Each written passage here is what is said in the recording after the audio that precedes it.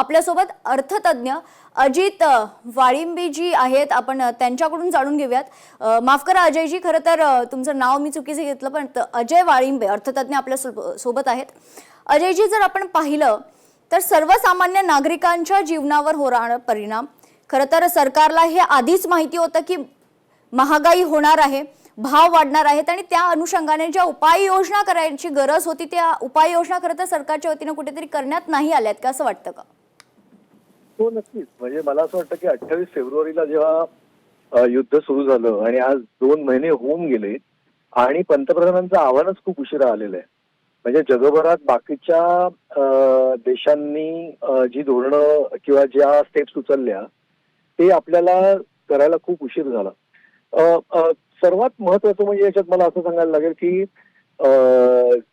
मगाशी जे पहिले वक्ते बोलत होते त्याच्यामध्ये मला असं वाटतं की त्यांचं म्हणणं जे आहे की आधीच्या पहिले 2 वर्ष जेव्हा पेट्रोल आणि डिझेलचे दर कमी असताना सुद्धा आपण वाढवले नव्हते, आपण ते 100 रुपये तसेच ठेवले होते, म्हणजे आपण कमी केले नव्हते दर। आणि आता मात्र पेट्रोलचे दर वाढल्यानंतर आपण लगेच वाढवू अशी कदाचित त्यांना भीती वाटली असेल। दुसऱ्या निवडणुका होत्या, या दोन्हींचा परिणाम म्हणून कदाचित 2-2.5 महिने सरकारने आपल्याला राहत दिली असावी। परंतु आता सर्वात भीती मोठी आहे, कारण हे 3 रुपये वगैरे आणि टेम्पररी असं मला वाटतं। माझ्या मते दरवाढ अजून भरपूर होईल आणि ती साधारण 10-20 रुपये पर्यंत जाऊ शकते अशी माझी अपेक्षा आहे, मला असं वाटतंय। कारण आंतरराष्ट्रीय बाजारातल्या ज्या तेलाच्या किमतींची कंपेअर केली तर आपले दर अजूनही कमीच आहेत। आता याचा परिणाम कसा होईल, तर परिणाम म्हणजे जेव्हा कच्च्या तेलाच्या किमती वाढतात तेव्हा नॅचरली याच्यात आपण दोन गोष्टी बघूया। एक तर करंट अकाउंट डेफिसिट म्हणजे चालू खात्यातली जी तूट आहे ती वाढत जाईल, कारण आपलं इम्पोर्टचं बिल, इम्पोर्ट मधलं जवळपास 80% कंपोनंट आपला कच्च्या तेलाचा आहे, ही पहिली बाब।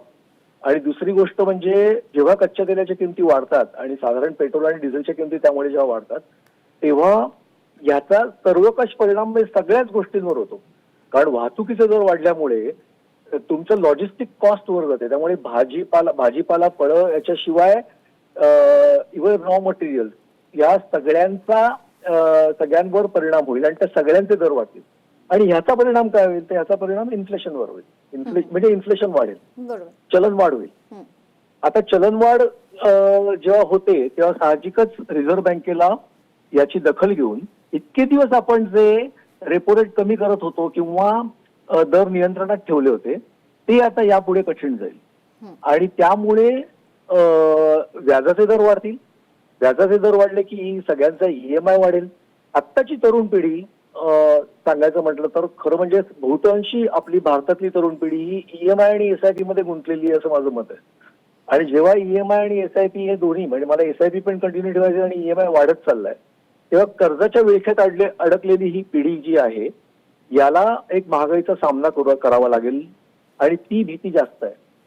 त्यामुळे आणखीन एक सिच्युएशन याच्यात अशी निर्माण होऊ शकते की स्टॅग्फ्लेशन म्हणजे स्टॅग्नेशन आणि इन्फ्लेशन याचा एकत्रित परिणाम अलॉंग विथ अनएम्प्लॉयमेंट, हे जे स्टॅग्फ्लेशनची भीती आपल्यासारख्या देशाला होण्याची शक्यता जास्त आहे, कारण अनएम्प्लॉयमेंटचा दर पण मोठा आहे।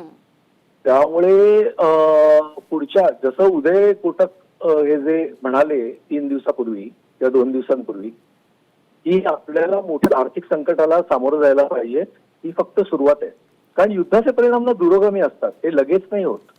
आणि आताची जोपर्यंत स्टेट ऑफ हॉर्मुझ बंद आहे तोपर्यंत सप्लाय चेन डिस्रप्शन हे चालूच राहणार आणि त्याचा म्हणजे आता खताच्या किमती वाढणार आहेत, खताचा सप्लाय आपल्याला कमी होत चाललाय। एकंदरीतच अजयजी, जर आपण पाहिलं तर आगामी काळात सर्वसामान्य नागरिकांना याचा मोठा फटका बसणार आहे असं आपलं म्हणणं आहे। तुर्तास धन्यवाद आपण दिलेल्या आपल्या प्रतिक्रियेसाठी। तर पेट्रोल आणि डिझेलमध्ये प्रचंड दरवाढ झालेली आहे आणि त्याचा फटका सर्वसामान्य नागरिकांना बसतोय।